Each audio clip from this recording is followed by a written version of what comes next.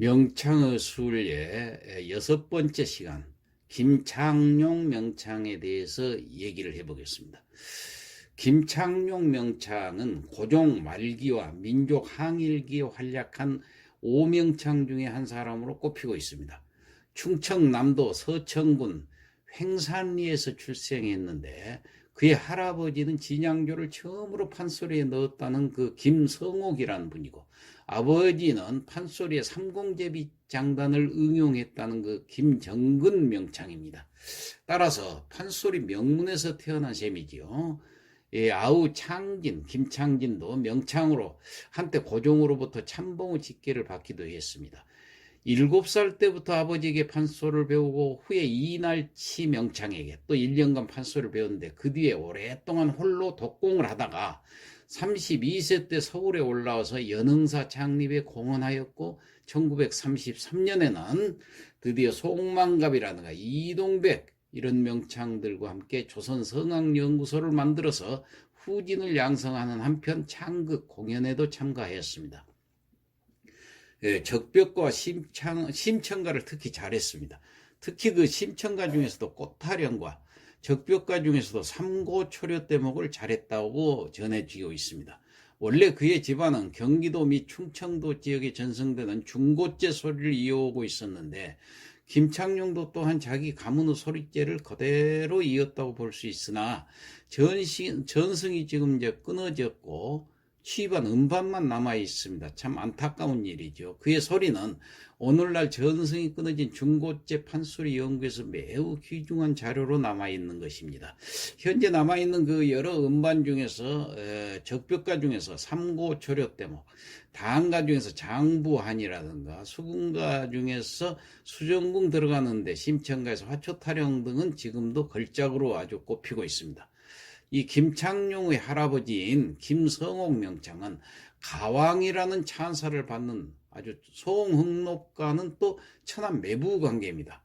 강경 일끝리에서 살던 김성옥은 여산의 한 동굴에 들어가서 동굴 독공을 해가지고 진양조를 창시했던 것입니다. 독공에서 심한 관절염의 일종인 그 학슬풍을 얻은 김성옥은 송흥록에게 진양을 전해주고 쓸쓸히 생을 마감했습니다.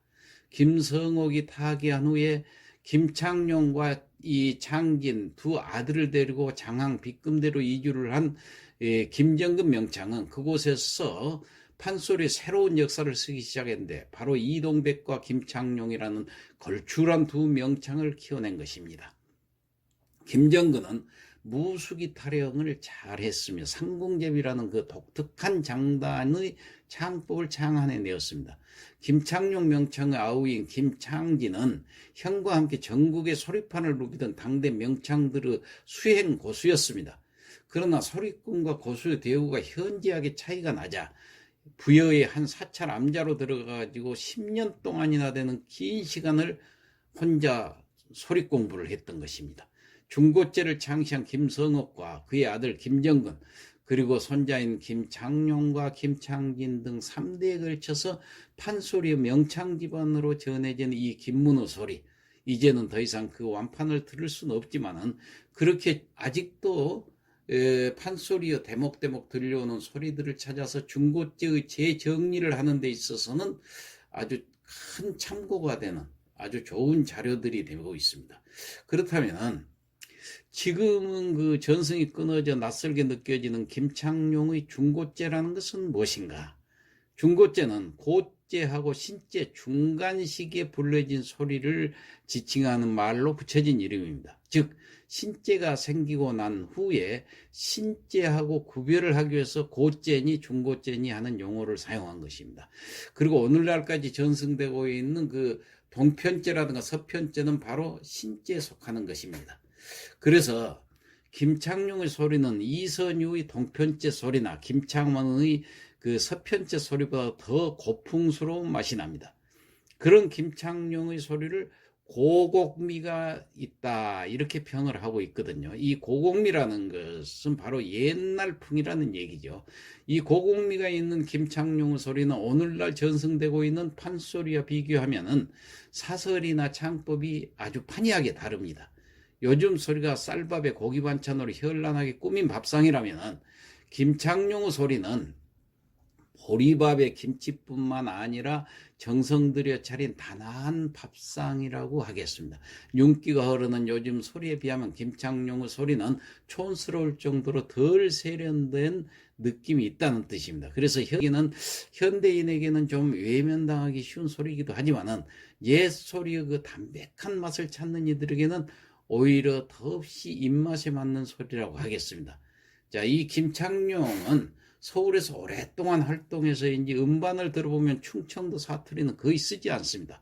사투리는 쓰지 않지만 원래 충청도 출신인 만큼 충청도 억양으로 안일이는 하게 됩니다.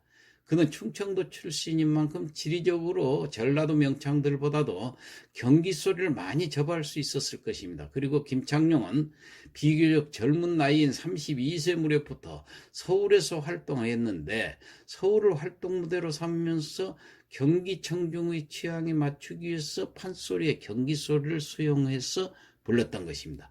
그와 비슷한 시기에 서울에서 활약했던 송만갑도 경기 소리를 수용해서 판소리를 했던 것입니다. 그래서 김창룡이 염계달, 이석순과 같은 옛 경기 명창들의 던음을 음반에 남긴 것은 우연한 일이 아니라 하겠습니다. 김창룡은 중고재 소리를 전공했기 때문에 중고재 이전의 고재 소리에도 매우 능통했습니다. 그런 까닭에 김창룡은 옛 명창들의 고재 던음을 음반으로 남겼고 조선 창극사와 신문의 고재 명창들에 대한 회고담도 남길 수 있었던 것입니다.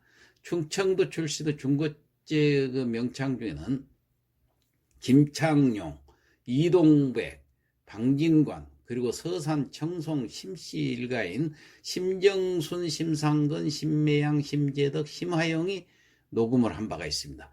이 충청도 명창들의 소리는 공통적으로 충청도 내포재 시조하고 비슷한 면이 있는데 바로 이 점이 충청도 중고재의 한 특징이 될 수가 있겠습니다.